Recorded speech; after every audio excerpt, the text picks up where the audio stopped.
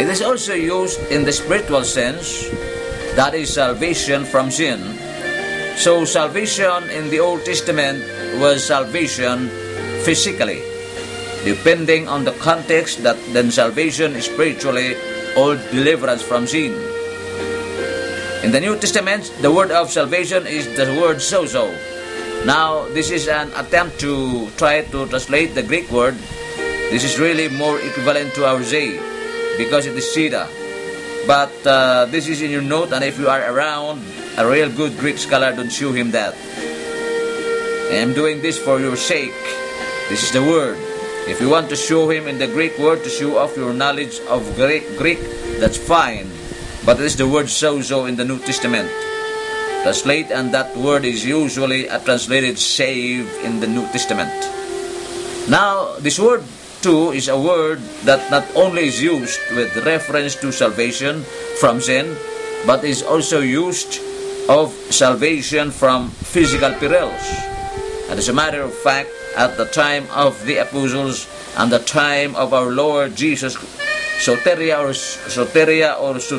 the word salvation was a word that was frequently used for bodily health. If I should have met you in the street in the first century, I might have said to you, how is your soteria? That is, how is your health? So soteria is a word that meant health or salvation. Now, just like the Hebrew word yashya, it has several senses. It may be used of deliverance in the physical sense from external evils and troubles. We could say that he is saved with reference merely to the physical. The context of the New Testament of the course, well, let us know what is in view. Now, the New Testament used the term in that sense, and if we had time, we could turn into some one passage. For example, in Acts chapter 27, the apostle uses the term to express deliverance from the storm that arose on the Mediterranean as he and his friends were making their way to Rome. But it is primarily used in the Bible in a spiritual sense. Just as the Old Testament, it is a word that refers to our salvation, especially from the dominion of sin. And probably the first use of it in the New Testament is Matthew chapter 1 and verse 21, in which in a sense we have a combination of both the Old Testament words for salvation and the New Testament word for salvation. Because remember, in Matthew chapter 1 and verse 21, the angel said to Joseph, "Thou shalt call his name Jesus," and Jesus is simply the Greek term for Joshua, which in turn is a word derived from Yeshua. The Hebrew word Yehoshua, which means the salvation, that the Lord is salvation, or the Lord is my salvation, or something like that. Thou shalt call his name Joshua, that is salvation, Jehovah's salvation, or for he shall save sorrow. The Greek word save his people from their sins.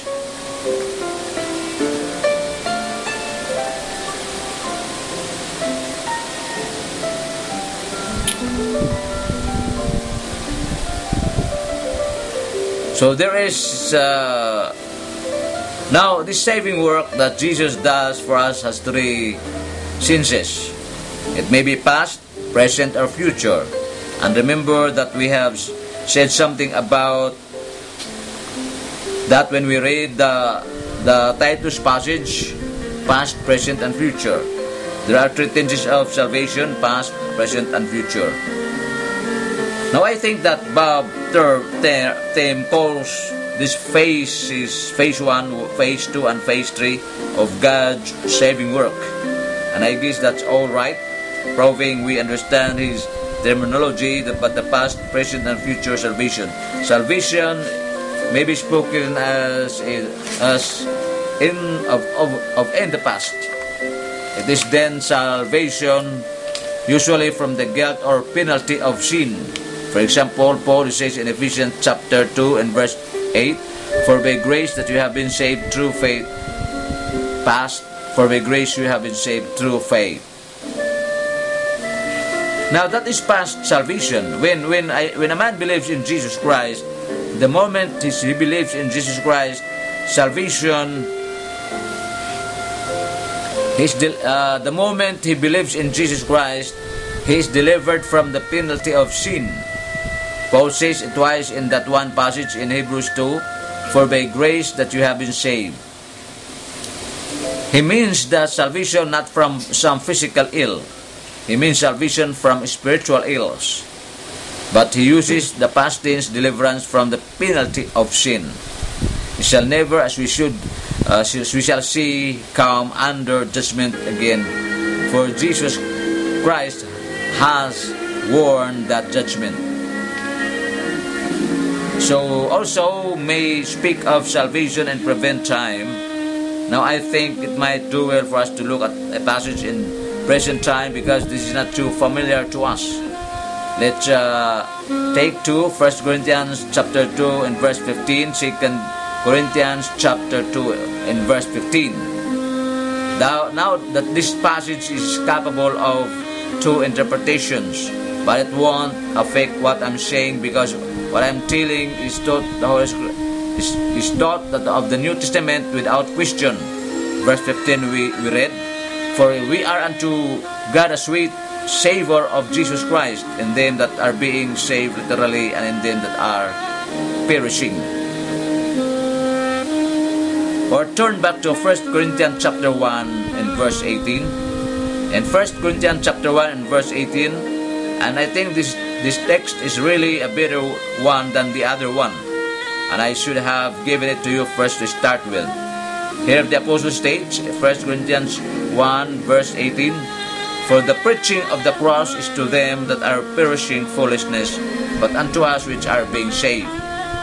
Again, the word which is translated here are saved is in the Greek text as present principle are being saved. It is the power of God, so we can speak of ourselves as having been saved. We can also speak of ourselves as being saved.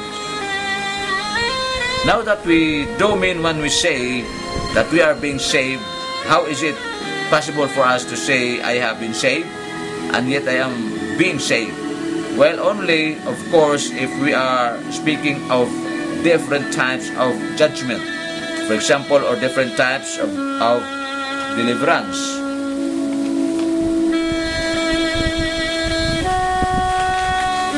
I cannot say I have been saved from the penalty of sin and I am being saved from the penalty of sin.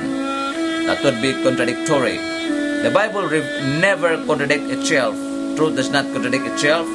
But I may say I have been saved from the penalty of sin and I am being saved from the power of sin in my daily life. And that, of course, is what Paul means. He means we have been saved from the penalty of sin.